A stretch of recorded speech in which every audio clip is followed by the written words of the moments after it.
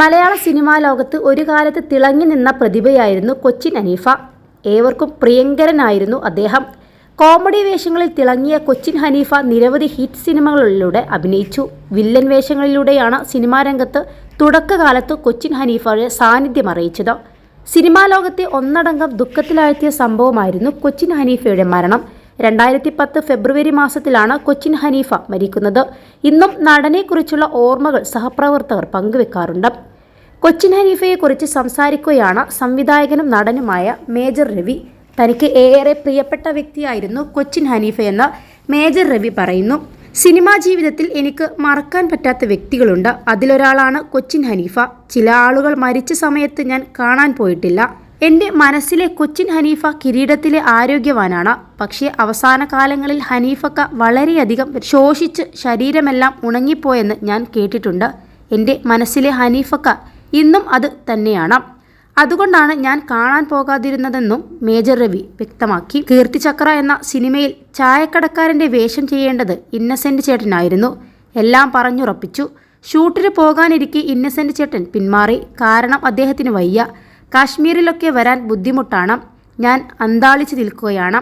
അങ്ങനെയാണ് കൊച്ചിൻ ഹനീഫ സിനിമയിലേക്ക് എത്തുന്നതെന്നും മേജർ രവി ഓർത്തു. ഷൂട്ട് തുടങ്ങാൻ 5 ദിവസം ബാക്കി നിൽക്കെയാണ് ഹനീഫക്കയെ അഡ്വാൻസുമായി ചെന്ന് കണ്ടതെന്നും അദ്ദേഹം സിനിമ ചെയ്യാൻ തയ്യാറായെന്നും മേജർ രവി ഓർത്തു. സൈറ്റിൽ വെച്ചുണ്ടായ തമാശയും മേജർ രവി ഓർത്തു. പള്ളിയിൽ പോയി തിരിച്ചു വരികയായിരുന്നു അദ്ദേഹം. മാംഗോ ഫ്രൂട്ടിയുടെ പാക്ക് കയ്യിലുണ്ട്. അന്നൊക്കെ കാശ്മീരിൽ ഭീകരവാദം നിലനിൽക്കുന്നുണ്ട്. CRPFും ആർമിയുമെല്ലാം ചെക്ക് പോസ്റ്റിലുണ്ട്. ഹനീഫക്ക ഒരു സ്ഥലത്തൂടെ ക്രോസ് ചെയ്യുന്ന സമയത്ത് പോക്കറ്റിലുള്ള ഫ്രൂട്ടിയുടെ പാക്ക് എടുത്ത് വായ കൊണ്ട് കടിച്ചു.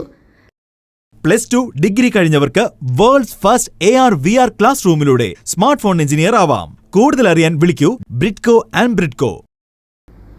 ഗ്രനേഡ് എറിയാൻ പിൻ കടിച്ചു വലിച്ചതാണെന്ന് ആർമി കരുതി. അവിടെ ഒരു ബഹളമായിരുന്നു. എല്ലാവരും ചാടിയിറങ്ങി നോക്കിയപ്പോൾ ഫ്രൂട്ടിയുടെ പാക്കാണ്. ഹനീഫക്ക ഈ സംഭവം പറഞ്ഞപ്പോൾ താൻ ചിരിച്ചുപോയെന്നും മേജർ രവി ഓർത്തു. കീർത്തിചക്രയ്ക്ക് ശേഷം തൻ്റെ എല്ലാ സിനിമകളിലും കൊച്ചിൻ ഹനീഫയുണ്ടായിരുന്നു. പ്രതിഫലത്തിൻ്റെ കാര്യത്തിൽ കടുംപിടുത്തമില്ലാത്ത നടനായിരുന്നു കൊച്ചിൻ ഹനീഫയെന്നും മേജർ രവി വ്യക്തമാക്കി. വർഷങ്ങളോളം അഭിനയ രംഗത്ത് സജീവമായിരുന്നു കൊച്ചിൻ ഹനീഫയെ മറക്കാൻ ഇന്നും പ്രേക്ഷകർക്ക് കഴിഞ്ഞിട്ടില്ല. മലയാളത്തിൽ 300ഓളം സിനിമകളിലും തമിഴിൽ 80 സിനിമകളിലും കൊച്ചിൻ ഹനീഫ അഭിനയിച്ചിട്ടുണ്ട്. 2001 സൂത്രധാരൻ എന്ന സിനിമയിലൂടെ മികച്ച സഹനടനുള്ള സംസ്ഥാന ചലച്ചിത്ര അവാർഡും കൊച്ചിൻ ഹനീഫക്ക് ലഭിച്ചു. കൊച്ചിൻ ഹനീഫയുടെ കോമഡി രംഗങ്ങൾ ഇന്നും ജനപ്രിയമാണ്. 21 ലക്ഷത്തോളം സന്തുഷ്ടരായ ഉപഭോക്താക്കളും 2 ലക്ഷത്തോളം തിമിര ശസ്ത്രക്രിയകളും പൂർത്തിയാക്കിയ മലബാറിലെ ഏക കണ്ണാശുപത്രി അൽ സലാമ ഹൈ ഹോസ്പിറ്റൽ റോഡ്, പെരിന്തൽമണ്ണ.